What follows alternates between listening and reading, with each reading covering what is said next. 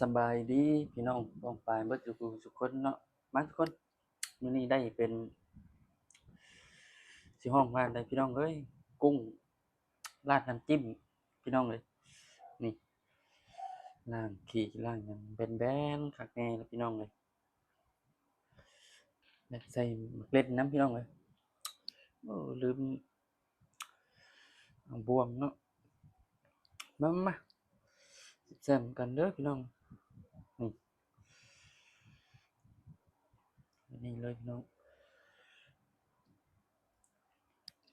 อ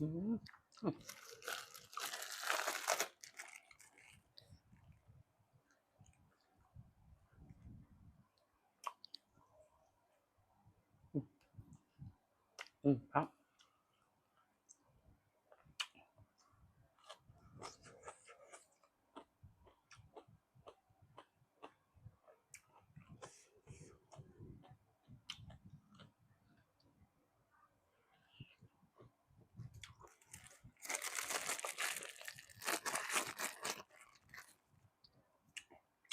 ใส่มะเขือเทศน้ำพี่น้องทีแรกว่าสิจำแบบว่าเราเฮ็ดมื้อนี้เอา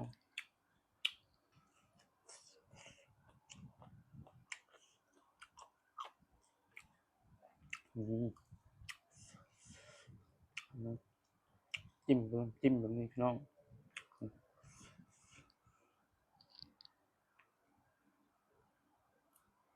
อื้อหือ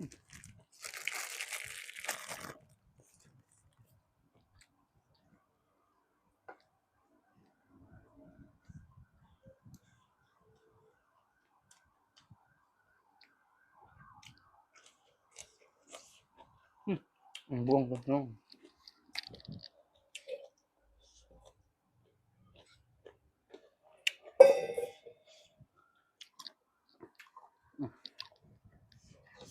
อือ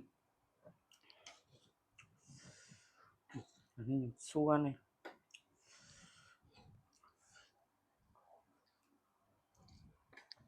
อื้อฮือ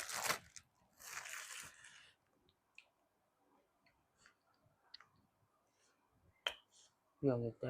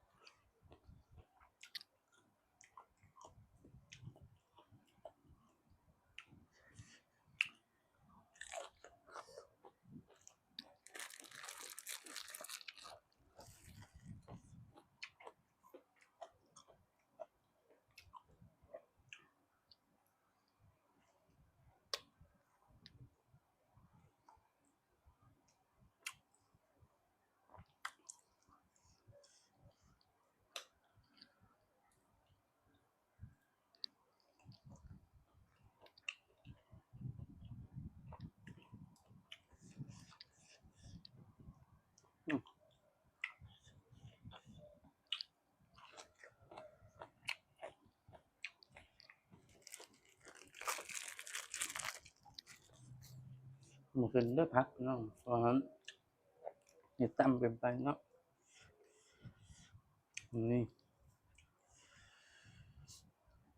จิ้มกันแบบนี้เลยพี่น้องอื้อฮือ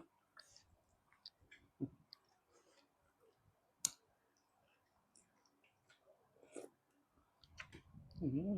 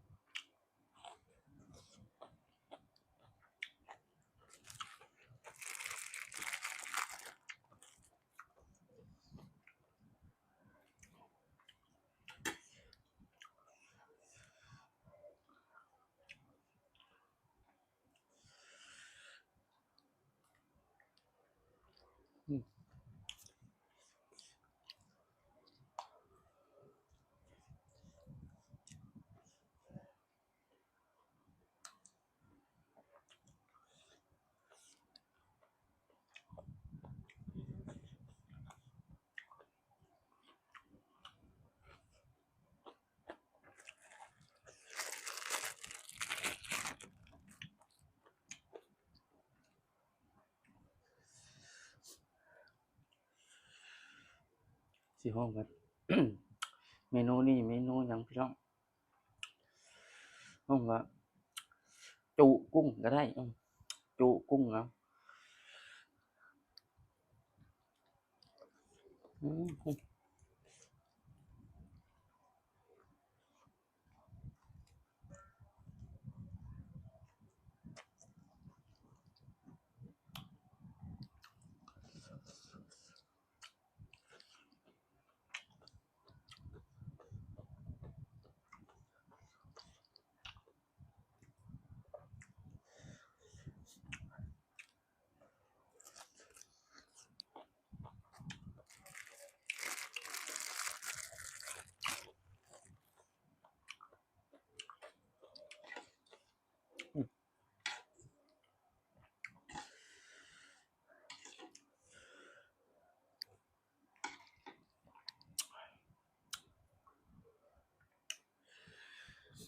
ที่แรกยันบ่เปรี้ยว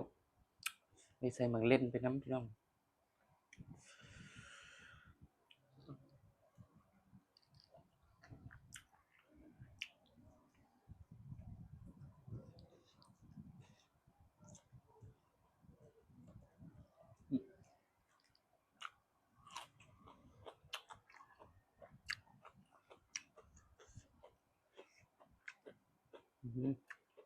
เบิ่งมาตัวใหญ่ใช่บ่เฮ็ดแบบนี้เลยพี่น้อง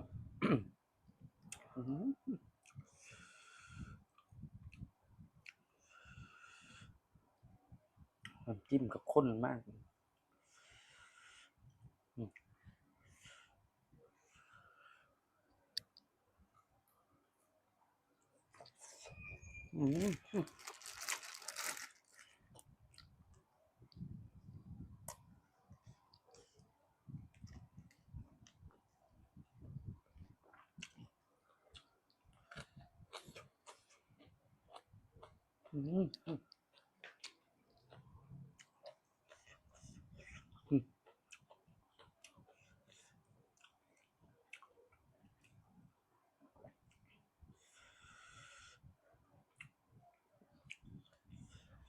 เฮ็ดพี่น้อง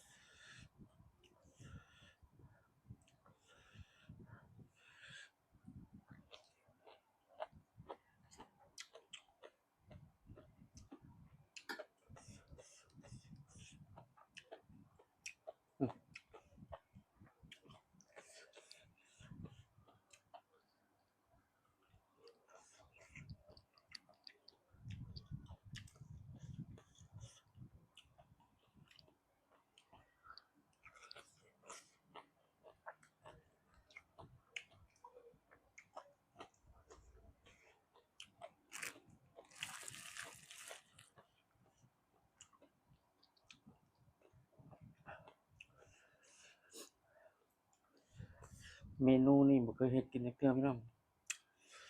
เฮ็ดแล้วเข้ากันคักเลยเบิ่งน้ำจิ้มโอ้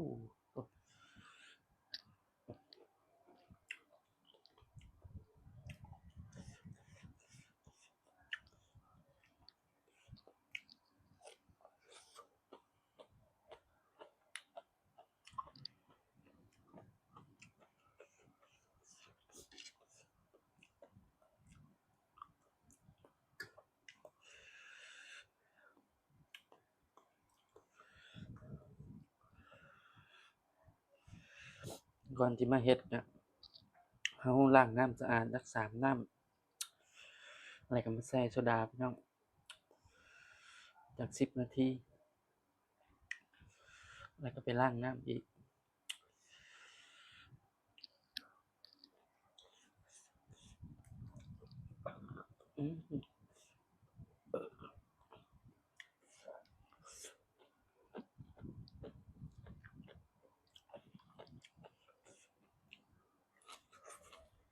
อืม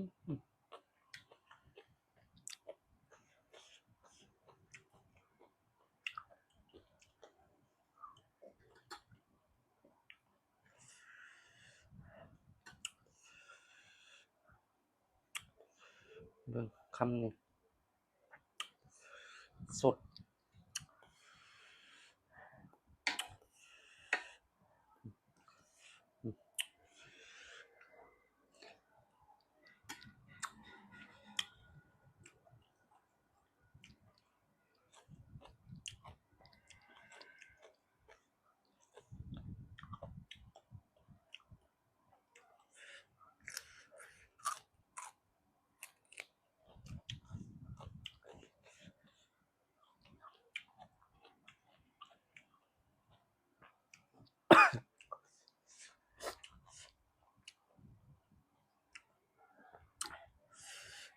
เบิดพี่น้องเลย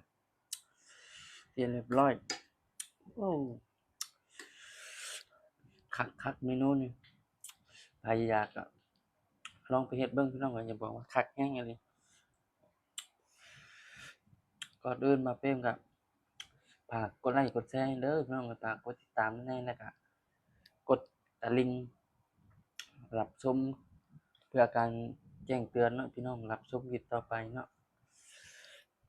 สบายดีพี่น้อง